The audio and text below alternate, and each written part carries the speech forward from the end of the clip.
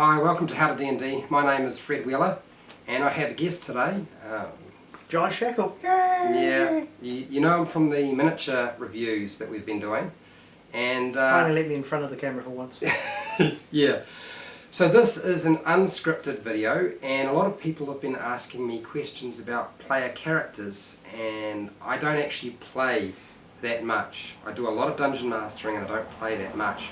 And I'm not very good at building characters that are powerful or effective. I just do what I can. I've actually learned more from my players than I have from my own investigations. So John is going to hopefully help us reveal all the information you need if you're a new player or an experienced player and you want to know a little bit more about what classes and what builds work best. We could call this power gaming, or we could call this optimizing, or I don't know, you could call it anything you like. Yeah. But I guess the first question I have for John is, what are the more powerful classes in Dungeons & Dragons 5e? This is an interesting question because each class, believe it or not, is actually as powerful as other classes, bar maybe one, because maybe the people that have played that character, that class, have been really bad. But my advice, never, ever, ever play Warlock, straight Warlock. They look good, but when being played, they just don't seem to work very well.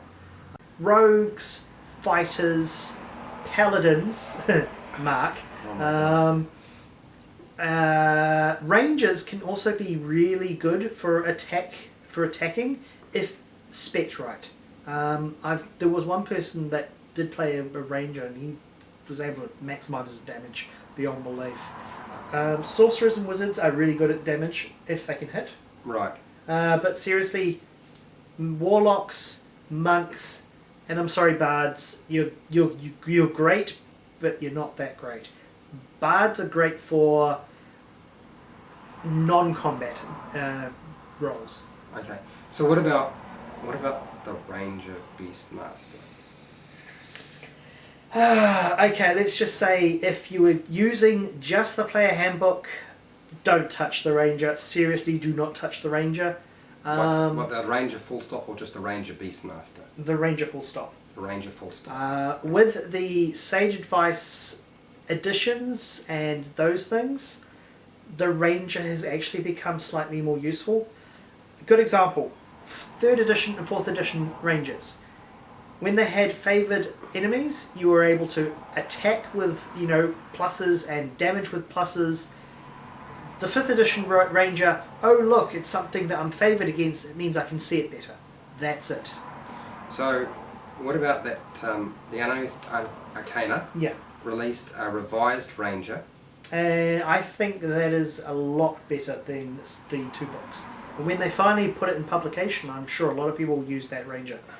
The Beastmaster is nice if you want to play with kitties and doggies, but seriously, they're not that great. Especially with DMs that like to kill familiars and pets quite a lot. Okay, yes I do. I'm sorry, I have an issue. They are always the first things I go for. Rather than taking down the player's character, I will take down their pets first. And especially if you're a ranger, that's one half of your skills pretty much nullified. Yeah, so every time somebody has a familiar or animal companion, it's the first thing I try to kill. Yeah. Yeah, that's one of my things, and I realise my players dislike it. Anyway, so what about in terms of the strongest classes? You're saying that pretty much everything except the warlock, the monk, and the ranger. Yeah, pretty much the mage spells, come on. When you're rolling so many d6s and d8s and d10s and whatnot, that they pretty much are your main DPS.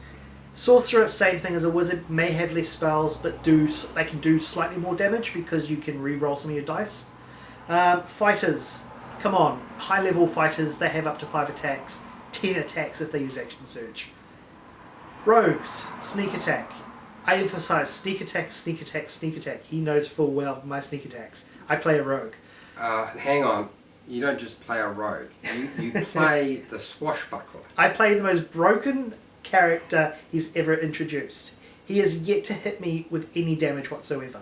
Yeah. Now the swashbuckler, I have to say, is a scary... Sword Coast Adventures. Yeah, that is a scary class. I've watched you... High initiative, they as well as dex, they include their charisma. So if you can stack out both your charisma and dex, you're going to be rolling, you're going to have at least a plus 15 at end level. Mm. Second, their attacks, they only have one attack, okay, but their sneak attack is improved that they can go one-on-one, they don't need anyone near them. That gets rid of half of the sneak attack disadvantage. And two, they're allowed to, once they attempt to hit something, they can walk away for free. So I noticed that a lot of you guys multi-class now. Yes. In fact, I don't think, apart from maybe a new player sitting at my table, you all multi-class. And there's reasons for that, correct? Yes and no. I would say you will find that some classes work well as multi-classing, some work well as a full class. Mage, wizard, and spellcasters, clerics, they do really well single class, just due to the fact that their end level abilities will outshine anything else. Fighters, they tend to usually want to multi-class. I play a fighter rogue, 3 levels in fighter, just to get the specialization for the fighter, and then the rest in rogue, mostly just for sneak attack. I know there is a person that plays a sorcerer paladin. Yeah. Yeah, and he does a crap ton of damage when he hits. What's the other thing I've seen? I've seen fighter paladin. Yeah, fighter paladins. Fighter paladin's pretty scary. They do a lot of damage, and they still have a lot of utility because of the paladin class, not so much the fighter class. Yeah, exactly. I mean, then you've got Barbarian, and they're brutal in themselves. I have seen someone multi-class a Barbarian, but Barbarians, I think, tend to want to stay as a single class. I haven't seen a good build that multi-class yet, but hey, different people have different playing styles. Mm. So, when you say the Barbarian, you're talking about the totem Barbarian, right? Both. I've played a non-totem Barbarian with their reckless attacks and this, that and the other. If they've got high enough of AC, they are brutal. Oh, well, that's interesting. Look, that's pretty much everything in terms of the general classes, in terms of what's useful to you. Yeah. This is like a really broad stroke, and I'm hoping that John will sit with me and we'll do a few more of these videos before I have to go. If he pays me enough. Yeah.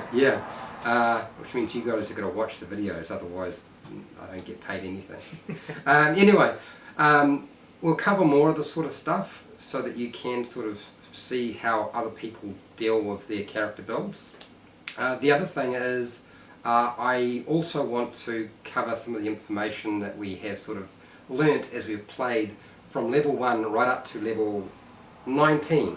Almost 20. There are some people in our group that think we're 20, but we'll stay that one or not. Yeah. They're sadly mistaken. They're pushing the issue, but we'll see how we go. I mean, destroying half the world might give you a little bit more experience. But... yeah, they're not going to die, but the world will.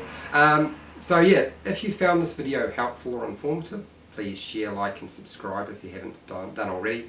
And I have to thank John for doing this because this is his holiday and I'm taking up his time. I'm not doing much. No.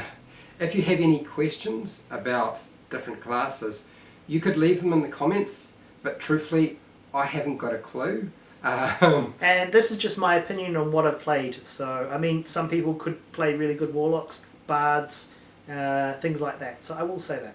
Yeah. But you can leave a comment in the comments section, and I'll probably ask John or Mark or somebody else at my table who's been playing for some time and get the answers for you from them. Okay?